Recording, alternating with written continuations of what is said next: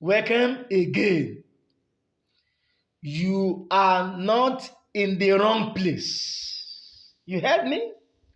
You are not in the wrong place. What do I mean?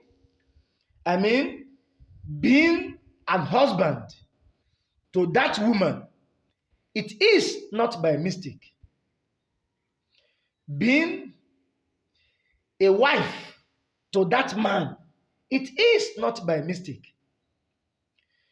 Being a mother or a father to that child or children, it is not by mistake. Being a child to your parents, it is not by mistake.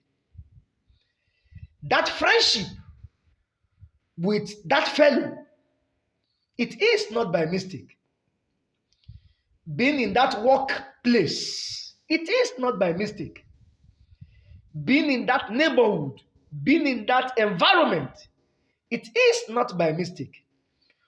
God planted you there for a purpose. It is not by mistake. Stop blaming yourself. Stop nursing regrets and frustration. Stop complaining about that person, about the situation. Can you imagine when a fire started? The fire police, or if you like, the fire brigade were called upon to address the fire. And when they get there, they were complaining about the fire. Can you imagine? What they were trained to handle is what they were complaining about. They got access to where the fire is burning with all the equipment, with all the training that they've received, with all the financial mobilization that I've gotten. Yet, they were complaining. That is it. Stop complaining. The reason why God put you there is what you are complaining about.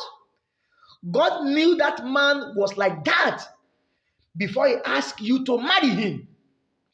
God knew that woman was like that before he asked you to marry her.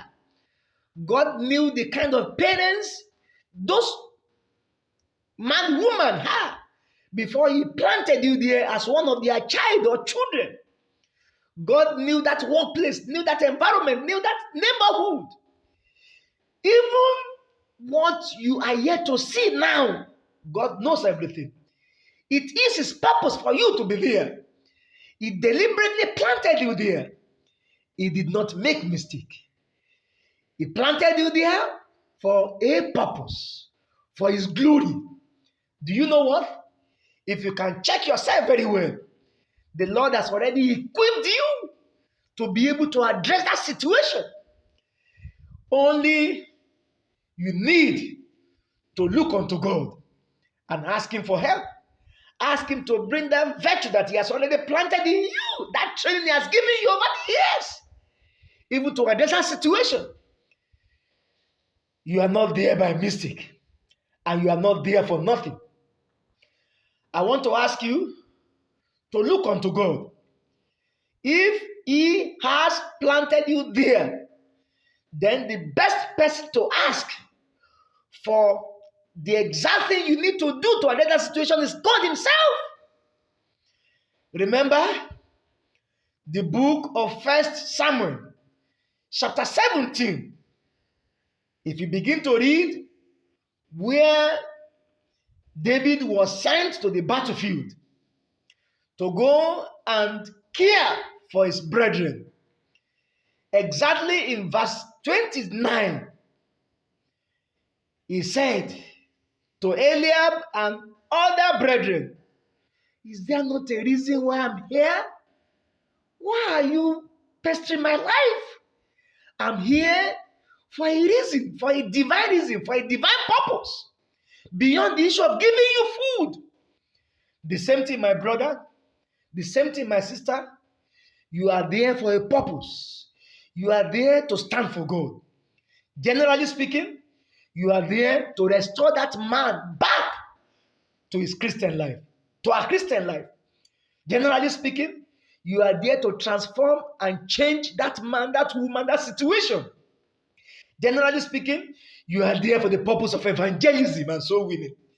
Generally speaking, you are there to bring your parents to the Lord. Generally speaking, you are there as an ambassador. You are there as the light of God to shine upon the darkness in that particular environment. You are not there for nothing. Therefore, ask for strength, ask for power, ask for grace. You must fulfill your mandate. You cannot afford to let God down, and it shall be well with you. Until I come your way again, remember to subscribe to my YouTube channel, Evangelism Television. Share it, comment, and help this ministry to grow. Thank you once again. I will see you again by the grace of God. Amen.